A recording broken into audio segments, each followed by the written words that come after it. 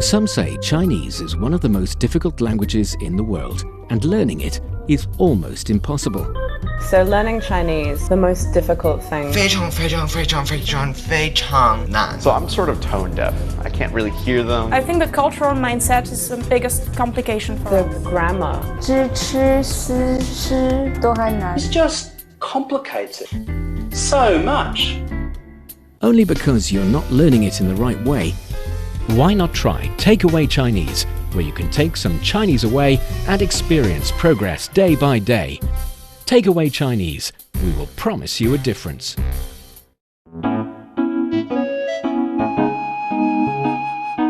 你好，欢迎收听随行汉语 Welcome to Takeaway Chinese. I'm Niu Niu with Mr. Tony Reid in the studio. Hello, Tony. Niu, 好久不见。好久不见 That's for sure. Yes, I was away for a while. Several episodes, I would say. Dozens of episodes. Several. I would say more than several. Yes, but now I'm back and I'm really glad to be back in the studio talking to you about the Chinese language and stuff. And apparently for today's theme, it's something that I had dipped a little bit in, but you had a long experience, a very, I would say, successful experience in this regard. It's about art. Ooh. It's about painting. Ooh. Yeah, so let's talk a little bit about your painting experience. Sounds good. Yeah, let's do that. I'm a huge fan of art in a lot of different realms, so this should be really interesting. Hopefully I could take something away from this. Oh, yes. And to start that conversation, maybe you can learn to say art and painting in Chinese first. Well, we know paint is... I know 画画. 画画, yeah, that's the kindergarten version. Yeah, you tell little the kids. Kindergarten version. Yeah, you tell little kids, 你可以画画吗? Can you Cool draw? way to demean my attempt. No, I'm saying you are using a very That's precious... good for kids, Tony. Precious and cute expression. If you want to be very official, you can say 绘画.绘画. 绘画. That's like when we talk about painting and calligraphy, we say 书法,绘画. So 书法 is calligraphy, 绘画 is painting. It's the kind of words you can use either to kids, to adults, or in a book you're writing about painting, you can use 绘画. Okay, 绘画. 绘画. And also it's the umbrella word, of course. There are different genres of painting. We've got 山水画, that's 山 we know is mountain, 水 is water, so 山水画 would be Landscape. yeah, kind of painting, so it's about different theme. But of course, it can also about different tools. So we've got 油画, oil painting. We've got 中国画, Chinese painting. That's the kind of brush pan painting we address. So yeah, umbrella word, 绘画. 绘画. And another word that might not pop out in today's show, but I still think is very important, is 艺术. 艺术. Art. Oh. Art. 艺术. 艺术. Yes, so as we've already mentioned... Those are the takeaway words today, guys. 艺术 and 绘画. Those are just like the bait, luring you in. We've got more stuff for today's show. So for our dear listeners, if you're interested in Chinese culture and you want to get a grip on the Chinese language, then this is the show for you. Stick with us for 30 minutes and you soon see the rewards. And for more fun Chinese learning, follow our Facebook page, Learn Chinese, to watch many fun videos and live streams. But now, let's provide you with some free Chinese for takeaway. 我发现越来越多的人喜欢在平板电脑上画画。是啊，数字绘画比传统绘画更方便，不需要准备一大堆材料，随时随地都能画。而且即使不小心画错了，修改起来也很容易。改天我也准备试一试。Yeah, that sounds like a pretty realistic conversation, I would say. I would say that is the conversation you might have had with someone because, as I recall, you've had the experience of painting on your iPad or any kind of pad. Well, not too much. I think you probably have a little bit more experience than I do. Yeah, I mean, for me, it's normally paintbrush, canvas, and like, paintings that are in real time, not the digital stuff. But you can definitely utilize Photoshop or any other kind of software to modify your work. Oh, yes. Yeah. Modifying is essential, I think, these days. Yeah, we can talk about that as well. But for the language part, we have the first sentence. 我发现越来越多的人喜欢在平板电脑上画画。So this is, I find that more and more people now like to draw on their tablets. Yeah. So 我 is I. 发现. This is a new one for me. I think this is find. Find and discover. Actually, when I was a kid learning Chinese, my teacher used to say there is a difference between 发现 and 发明. That is the two words they want to distinguish between each other. So 发现 is discover something. 发明, a little bit similar with one same character. 发明 means to create something new. So they would tell little kids, you can see all these things. For example, you can discover thunder and lightning. You can discover electricity. You cannot really create electricity. So you 发现电. You cannot 发明电, but you can create 电话. You can create telephone. You can create computer. 你可以发明电话，可以发明电脑. So that's the difference between these two words. 发现 and 发明. 发现 discover, 发明 create. Interesting. Yeah, that's a really good explanation. Then we have 越来越多. Oh, 越来越, that seems like getting closer and closer or something, like more and more. More and more. Right? Yeah. And then 多, I guess if there's the 越来越多, is that's more and more? And then 的人 is people? Yes. Then, So basically, 越来越 is the greater and greater of something. Yeah. It depends on the word right after it. So it's like 越来越多, more and more. 越来越少, less and less. 越来越近, the one you said, Nearer. closer and closer. Yes, 越来越近. 越来越难, more and more difficult. More and more difficult. Yeah, sometimes I use that word way too often, I think. You can say Chinese is being more and more easy for you. Easier and easier. 越来越简单. 简单. Or 越来越熟悉, more and more familiar. But really, it's more 越来越难. That's not true. That's just because you've learned too much. So you would have more questions. I would say, 你说的越来越好了. 谢谢. So that's you speak better and better. 你说的越来越好了. You flatter me. All right. Then we have 的人. 的人 is of people or people. More and more and then people. 喜欢, I think this is want or like, right? Like. And then 在, this is normally a preposition. Yes. At or on or with. And then 平板. So the 平板电脑. Yeah. I think this is the tablet that we're talking It about. is. So 平 here is flat. And 板 refers to a board or a plate. So Okay. 平板, a really flat Flat plate. object of some An sort. object, yes. Okay. So a tablet, 平板. 电脑 is computer. For a tablet, it's really just a very small, portable computer. Yeah. So 平板电脑.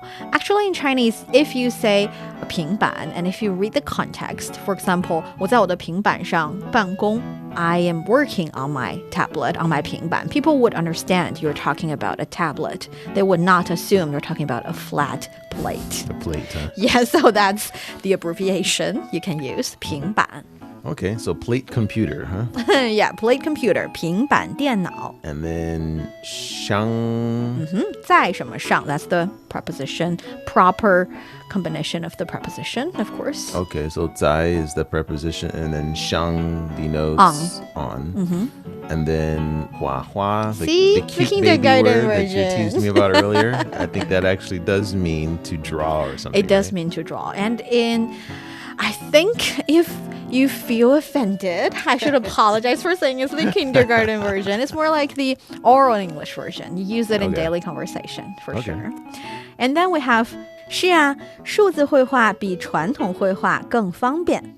So this is, I know, digital drawing is much more convenient than traditional drawing. So, sure, this is normally just a agreement, a confirmation sound. Yes. Like yes. And then 数字.数字. 数字. So 数字. This is, I think that's digital, Yeah. perhaps. Yeah. 绘画, I think that's the painting or the drawing. Yes, the proper painting or drawing. Okay. So digital drawing. I think it makes sense, but it actually reminds me of another really fun form of painting or actually coloring. It's a form of, I would not even call it proper art. It's more like young kids coloring game for adults that basically you give them a picture of the kind of painting you want to paint, and they will divide all the colors into tiny little areas, and then they will number the areas, and then they'll send you all the numbered raw painting. I don't know if you can call it a painting, or the raw material as well as the paint, and then you can just fill the blank with the color and you would have a perfect painting, an oil painting or something. Yeah, I've seen that before. Right? I've never done it, but I've seen it. And it does feel kind of like you're being directed to do it, and the feeling and the trial and error and all of the stuff that actually makes you an artist has been like omitted. That is why I said it's like a coloring game for adults. Because the progress is quite exquisite, because you have to really fill in the blanks meticulously. Yeah. But like you said, it doesn't feel like painting. In Chinese, we call it 数字油画. 数字油画, oil painting. It's number oil painting, not digital painting. Because the reason we call it 数字 number is because you number all the paint and the blank, and you can just, have the result you want. And also, if you want to send it to a friend, you can have his or her picture processed and numbered in that way, and you can paint it. It can be a really good gift, but it's not really art in my opinion. I think it qualifies. I mean, I think if you do it enough, it teaches you something. I mean, it's almost like I wish that I had done a few of those, because then I would have less failures, and then all of my work would look nice, and then I guess I could use that strategy for, other. It helps you learn how to control your brush better. Strokes, and also the different lighting and the different colors and how to make it come together and That's look like true. not like a puzzle piece where you can see the incisions everywhere, but just to have it flow and look good. So yeah, I think it's kind of cool. It works. And if you guys can remember this little fun story, the difference between 数字绘画 and 数字油画, you would understand that the Chinese word 数字 can mean either number or digital. Right? 数字. Yes, so here 数字绘画比传统绘画更方便。传统. So we have B. This is I think than, or what is it? Actually, 比 something 更 would mean compared to something, it is more of something. More of. Yeah, okay. so you've got the structure 比 something something 更 something something. Okay. So Tony 比我更高. Tony is taller than me. So compared to me, Tony is taller. That's the Chinese structure. So if I say 我的中文比 Tony 更好, my Chinese compared to Tony is better. So 比 is the compared to part, and 更 is the more of something part. Right. 更好. Better, and 更多 more, 更 something. Okay. And between that, we have B, and then we have 传统. Yeah. Is this another way of saying drawing? It's traditional. That's funny because, of course, 传统 traditional, 传统绘画 traditional way of paintings. Traditional art or painting. Yes. But I think it's all comparative. When you list digital painting as a new way of painting, and all the other ways of painting using your brush stroke and using your pen would be traditional way of painting. Maybe in the age of artificial intelligence, only artificial paintings are considered new way of painting, and all the other way of painting would be considered traditional paintings, 传统绘画. So we can learn the word 传统, that is traditional, but the definition of it needs a bit Or I think at least it develops with time. So I can say 我是传统绘画的人. Yeah, you can say 我是传统画家. 画家. Traditional painter. Okay. Yeah. And then 更 is more used in conjunction with the be, and then 方便 is convenient. Yes, more convenient. 不需要准备一大堆材料，随时随地都能画。So this is, you don't need to prepare loads of drawing materials, and you can draw anytime, anywhere you want. So 不需要 means 不 means no. And then 需要 is need. Yes. And then 准备. Yes, 准备. This is ready or get Both. something ready, right? Yes, 准备 means to prepare something. It can also mean ready. Get ready, already ready for something. Okay. And then 一大堆. A pile of. Okay. A lot of. 材料. 材料. This is a new one for me. I think this is like material, right? Material, and it refers to physical materials like pen and paper and stuff. It can also mean, for example, if in the office, your, let's say, team leader asks you to prepare a research material. They can also say 准备一下这个主题的材料. So 材料, the material of the 主题 theme. So both intangible and tangible material. 材料.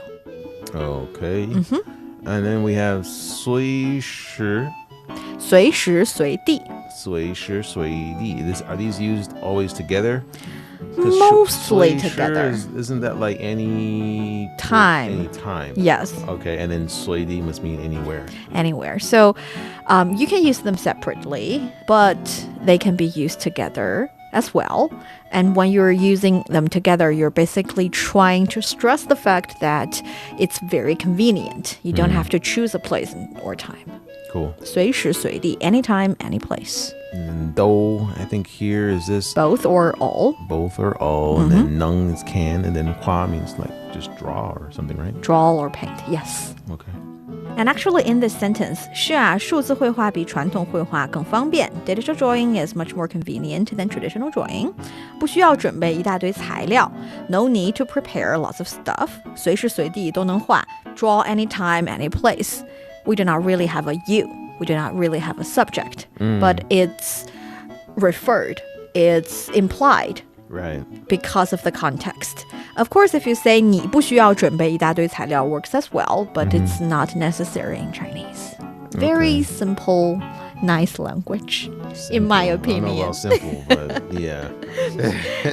And then we have 而且即使不小心画错了，修改起来也很容易。And this is, and besides, it's so easy to make corrections if you make a mistake. So, 而且, isn't this like besides? Besides or and. 即使. 即使. I think this is another, like a contingent word, right? A linking word. And this is even if. Even if, or, yeah. Sometimes you can understand it as although as well. Although, okay.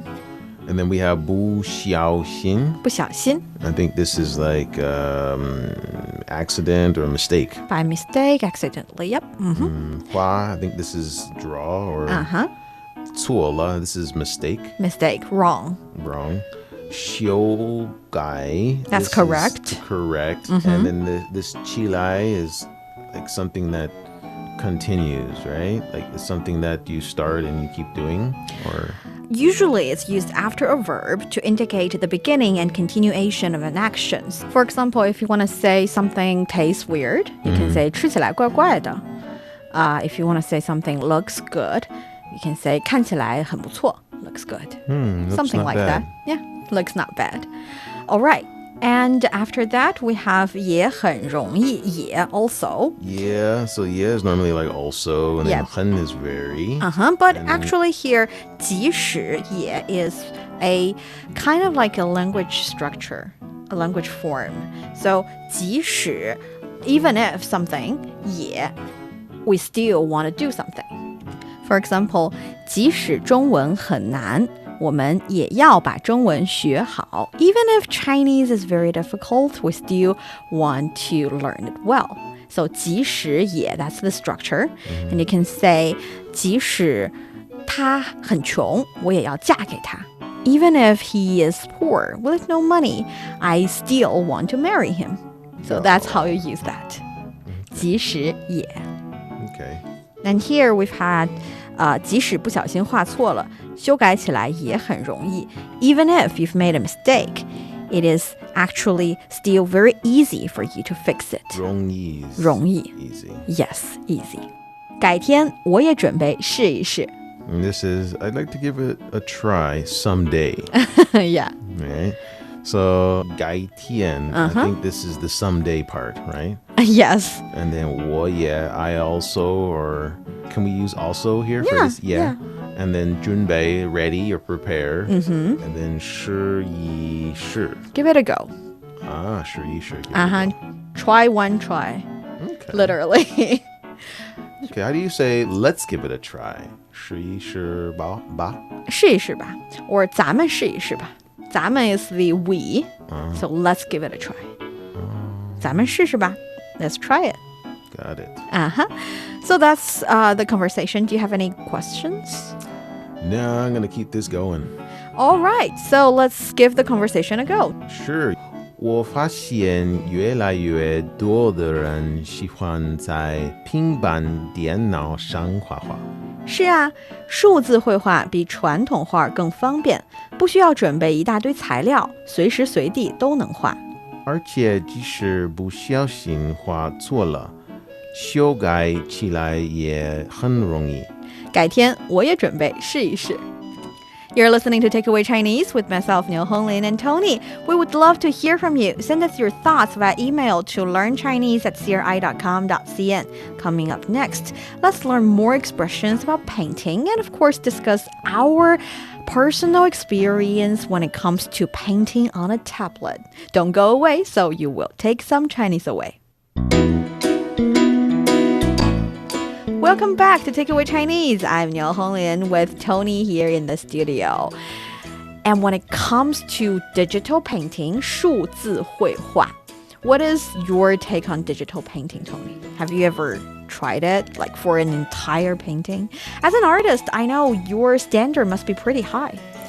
I can't say that I have used computers to construct an entire painting. What I have tried is drawing something by hand, taking a picture of it, and then using the lines from that drawing and try to color within those lines on like Adobe Photoshop or something.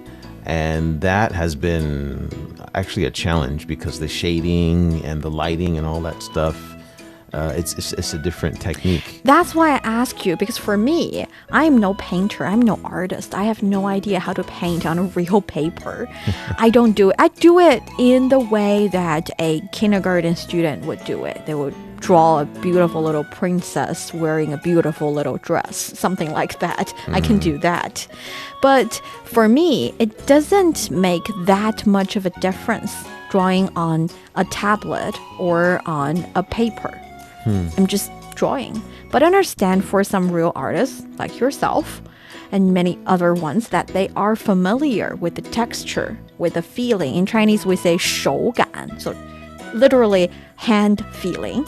Because when you're painting, you've got this almost muscle memory of how you arrange your lines, how your stroke would go one after another. And that 手感, hand feeling, is very important. It's a little bit like when you're writing down a word, a Chinese character or an English word. It's like your hand knows how to spell it. You don't necessarily know it, but your hand knows it. It can just go. Okay. That's muscle what, memory of some yeah, sort. that's the muscle memory. 肌肉记忆 in Chinese, by the way. 肌肉记忆, Literally muscle memory of it and the 手感, the hand feeling of it. So for those kind of artists, the artists like you, writing on a tablet would be quite difficult. Yes. It's really just not the same. It's not the same because I think I've seen people try to illustrate something with one of these digital pens. The stroke doesn't look the same as it would on a piece of paper. And sometimes it misses and you have to do it again to make sure that it's that the stroke, and so it's like you're relearning how to draw something on a digital medium, and it's a bit weird. It's a I'm not saying I completely can't- different yeah. experience, I Right. have to say. But it has its perks, of course. Sure. You can change the texture of the paper, the so-called paper, in your software. Yeah. You can change the strokes. You can choose the color easily. And you can, there's one thing, 调色. 调色. 调 is- 色 is color, right? So it's color. 调色 is to mix out the correct color you want with your paint. But as for software, you don't have to do that anymore. I think 调色 is one of the fundamental element or the fundamental skills a student majoring in painting would have. That is, you see a color and you know how to get that color out of the paint you have. Oh, yeah, you Mix it out. things until you Yes, get what you want, right? But you do not have to do that in digital painting anymore. at You all. can just And tab some- on it and choose the color you want. Yeah, and some hardcore traditionalists would even say that that's not real painting, it's not real art. Yeah, then what would they say to artificial intelligent painting? AI 绘画. In Chinese, you can just say AI 绘画. So what's your take on that? Well, I mean, I'm a traditionalist, so for me, I think that they have a purpose, and for me, looking at an artwork from a computer or a AI painter versus someone who actually painted something by hand, I would gravitate towards that because I can feel the effort that went into it and some of the small imperfections and all that. It resonates Makes with it me real. more. Makes it real. Yeah. Because a computer, of course, it's going to look good because it's programmed to do it with perfection and almost look like a painting or a picture or whatever. So it's, I guess we have higher expectations of a robot, Yeah, and which is a bit That is a- soulless. that is a 传统观念, traditional way of thinking. Sure. But I can always say, for me, for laymen like myself, no, I am no artist, no painter, but with artificial intelligence, I would be able to describe what I have dreamed, what I have in mind. And AI would help me realize that picture in my head and put it into real picture so that I can share it with others. It can also always be something nice. And then you can go to the world and say that you painted this and then sell it and then make a lot of money. Oh, Yeah. that you- is you even can be better. a charlatan too, yes. That is even better. So for our dear listeners out there, let us know whether or not all these expressions about painting have helped you, and also more importantly, let us know your take on AI generated paintings. Are they real art? Let us know in the comment area. And that brings us to the end of today's Takeaway Chinese. I'm Niu Honglin with Tony here in the studio. For more episodes of the show, you can visit our website at radio.cgtn.com and go to the column podcast. You can also listen to the show and read the script there. Find us wherever you listen to your favorite podcasts, including Apple Podcasts, Google Podcasts, Stitcher, and much more. Just search for Takeaway Chinese, and don't forget to leave your questions, comments, and ratings. 感谢收听，我们下次再见。再见。